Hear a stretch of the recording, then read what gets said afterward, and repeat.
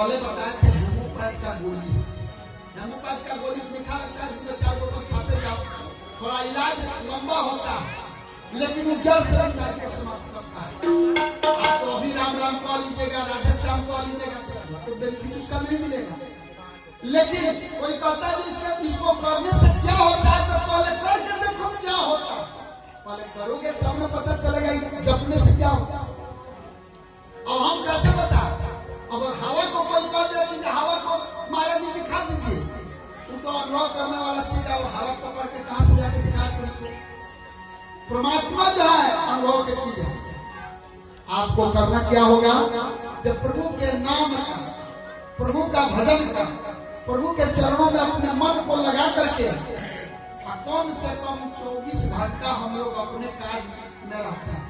अरे धंधा तो इतना है कि अब क्या पूछा, धंधा के बाद हम लोग 1 मिनट का समय नहीं है, लेकिन अगर हम लोग 1 घंटा 24 घंटा में 23 घंटा अपने काम में 1 घंटा परमात्मा को दे दिया, तो समझिए तुलसी बाबा उसी को कहा है कि एक घड़ी आधो घड़ी आधो में पुनिया,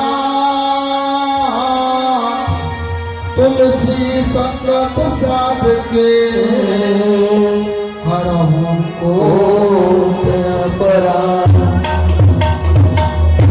कोई कुछ दे कि महाराज भागवत रूपी पियो पियो पियो, भागवत की रस को पियो, तो फल तो खिलाया जाता है, खाया जाता है, पीने के लिए कहते हैं। खटा तो नहीं है कि महाराज एक बार जान दे जिस फल में सुगा मुख को अपना ठोर मार दिया हो, तो भागवत रूपी फल में सुखदेव मुनि ऐसे सुख का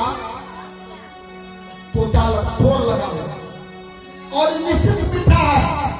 ये महाराज वह वेद व्यास जी के वह पुत्र श्री सुखदेव जी जो निर्विकार, अरे माता के गर्भ में थे तो निकल ही नहीं रहे थे। 12 वर्ष के बाद उनका जन्म हुआ, 12 वर्ष माता के गर्भ में रह गया, कहा कि हम नहीं जाएंगे, संसार का माया हमको व्याप देगा। राजा रानी को कहना पड़ा कि बेटा तू संसार में जाओ, तेरे ऊपर माया नहीं व्याप देगा। निकले तो कौन स्त्री है कौन पुरुष है इसका भी भेद नहीं था। सुखदेव जी ऐसे निर्मल मन के थे। महाराज ये भगवान रूपी अमृत कथा, भगवान जब कहने लगे तो अपनी वाणी में अमृत रूपी कथा पढ़ करके इसको भागवत महापुराण में आकर के इस विगारक को बना करके बैठे। आप कुछ करने का जरूरत नहीं है, पहले इनको आप जान लो, इनके चरण को कह लो तो समझ आ। देखो एक बात भागवत कथा में ये जो भगवान की कथा है, इसको ग्रहण करने से होता क्या है ये बताता हूँ। पतन फलासा बंद भय मृत्यु जहाँ पर रहित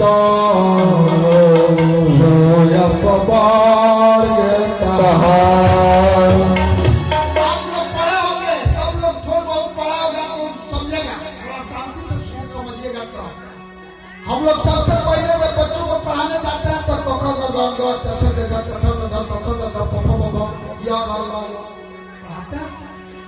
इसमें कवर है, कवर है, चटर है,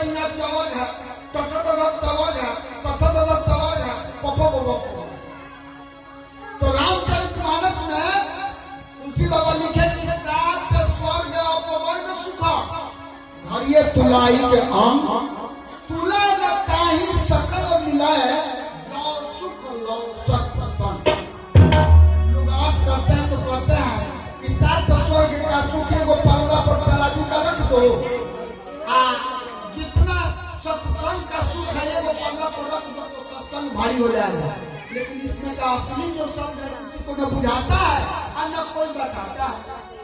सात स्वर्ग अपवर्ग सुख, अपवर्ग क्या है जी?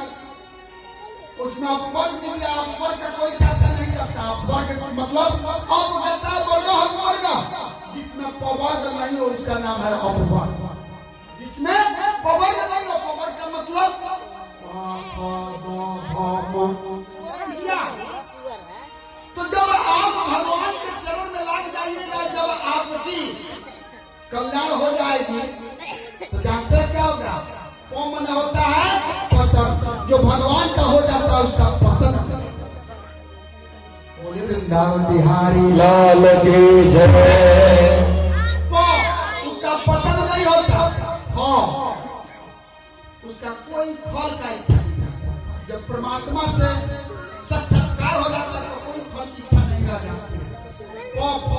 वो उसका बंधन टूट जाता है। जब भौ का मतलब आजकल सबसे ज्यादा तो भय है मरने का। देखिए अभी कोरोना आया था तो सब लोग, किसी को कोई नहीं छुएगा, नहीं तो मर जाए।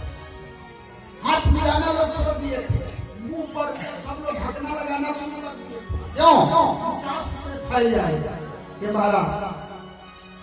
सबसे ज्यादा अगर हाथ कौन पीता है तो काल गाल और उसकी मृत्यु का भय, पता नहीं मर जाएगा। तो मरने का भय किसको होता है? जो भगवान का भक्त नहीं होता उसको मरने का भय। कि जमरा जाएगा और डंडा चलाएगा, मुर्गर मारेगा, कांटा पर चलाएगा, बंकों में चलाएगा, तब धरती पर चलाएगा, बहुत कष्ट देते हुए जब मार्ग में ले जाएगा। इसीलिए डर लगता है। अगर आप भगवान का हो जाइए तो जमराज पहले नहीं करेगा, धर्मराज आएगा। और धर्मराज का मतलब कि विमान लेकर के आएगा, ऊपर बैठाएगा, विमान पर चढ़िए, आनंद करते हुए जाइए। कैसे? कौन है? कल बताया था तुमको टोरी आई दुनिया में, एक राम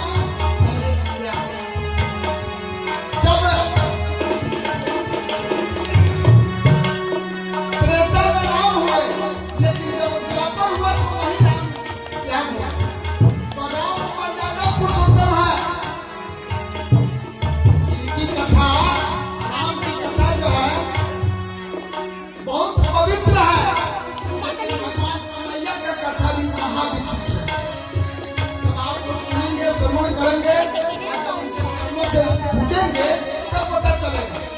इसलिए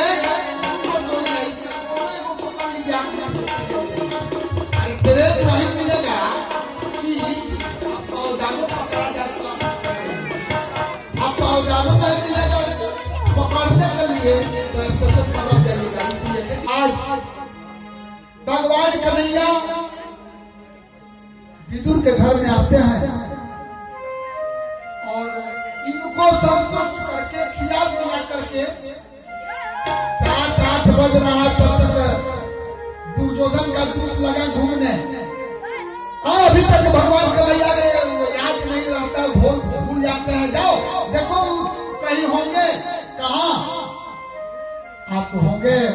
वहीं विदुर गया, जब भूकंप जाकर गया, जो सिपाही गया, तो महाराज आपके लिए सारा लोग भूखे प्यासे पड़ा हुआ, चलिए भोजन करने।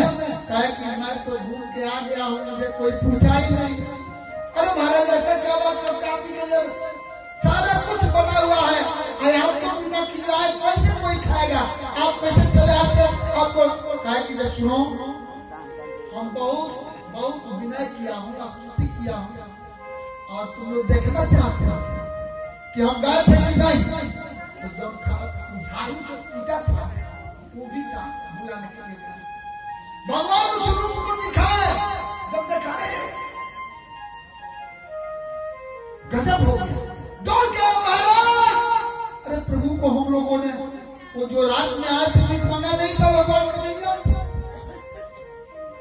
अनंत सब कुछ बना था, लेकिन जब प्रेम नहीं होगा कुछ नहीं। इसलिए प्रेम सर्वोपरि है। ये महाराज ऐसे जब कथा को सुनाते गए तब कहते हैं राजा परीक्षित महाराज, आपने तो सब कथा सुनाते सुनाते और राजा सूत जी कहते हैं कि है सोने कृष्ण सुनो, और आगे की कथा मैं बताता हूँ कि जब अर्जुन गए थे वहाँ भगवान कृष्ण के यहाँ द्वारिका, 9 महीने के बाद लौटे।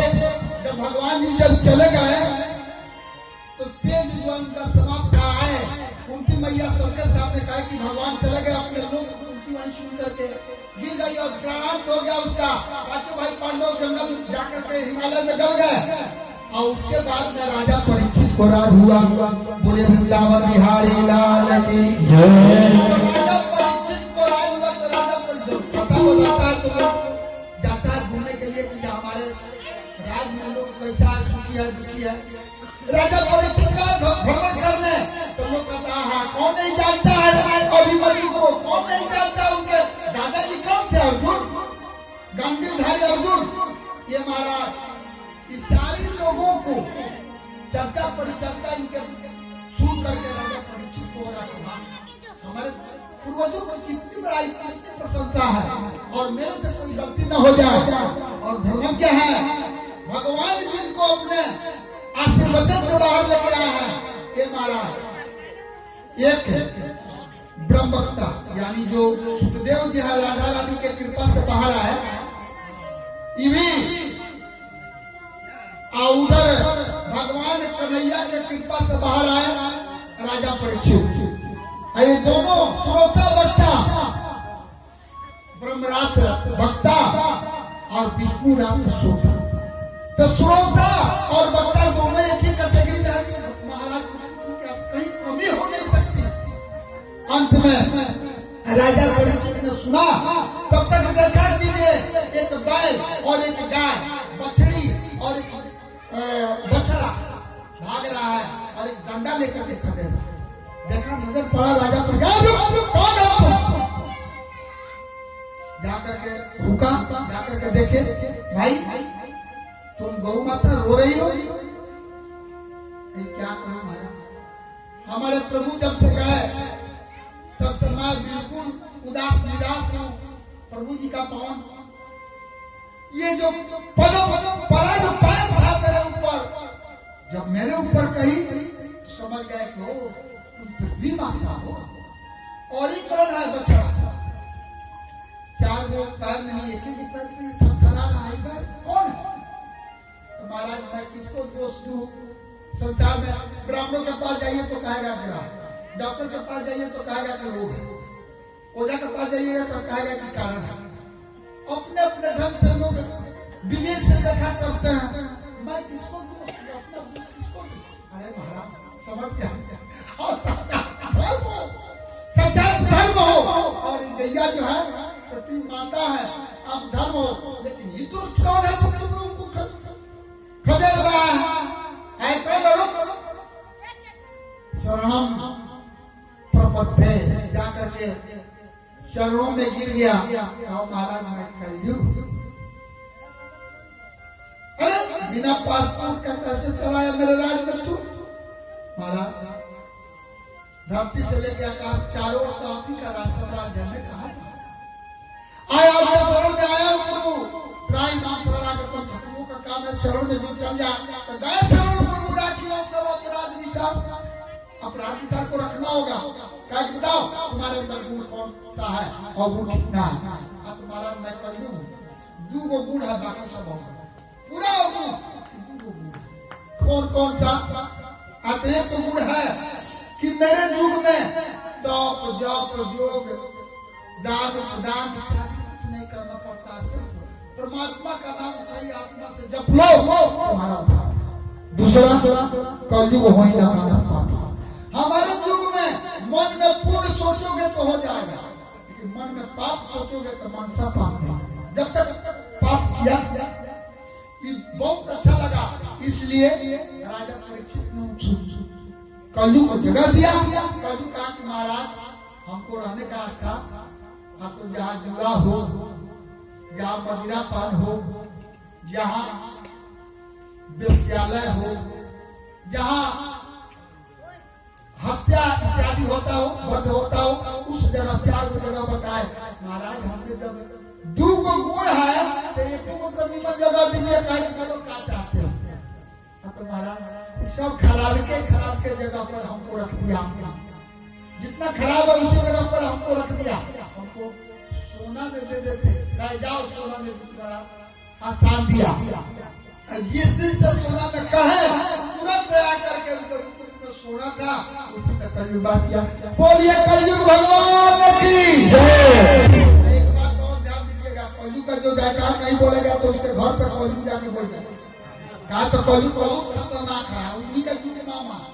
एगो पंडित जी कथा कह रहा था, तो तब भगवान का जयकार बोलते थे, सबका जयकार बोलते थे, कलयुग को जयकार नहीं बोलते। क्या है? कहते थे कलयुग बहुत दुष्ट है, इसमें अधर्मी लोग हैं, पापी लोग हैं, निच्चर लोग हैं। कलयुग को कभी नहीं चलाते थे। कलयुग कहा कि जाते तो उनको हम तुमको कथा कहने देते। और कलयुग क्या किया, महाराज जी कथा कह रहे थे, तब तक उधर से मछुआरे का रूप बना कर सबसे बुआरी लेकर के और टगले आया, भागवत हो रहा था उससे कुछ पर। महाराज जी, हाँ बोलो, घर ले जाकर पहुंचा दे। हम लोग ताक करके देखा कि भाई महाराज जी बुआरी खाते हैं का, और तब 4 लोग उसी दिन उचट गए। दो दिन में महाराज जी बैठे, फिर कलयुग आ गया। और इतना बड़ा झवैया नहीं होता, हंसुआ गाछ पर चढ़ के लोग ले आता, पासी बन के आया। महाराज जी ताजा उतरा है, बोतल रख और लोग आके महाराज जी ने सब तब बेस्या बन के आ गया। महाराज जी 2 दिन तक पैसा बाकी है, तुमको पहचान करा कहा कि हम नहीं रहे, कथा नहीं करके चलो यहाँ। और हम कौन लायक है कि हम लोगों के बीच में बैठे। और पंडित जी उठ करके रास्ते में अपना बोरिया पे अस्तर बांध करके चल दिए कथा में।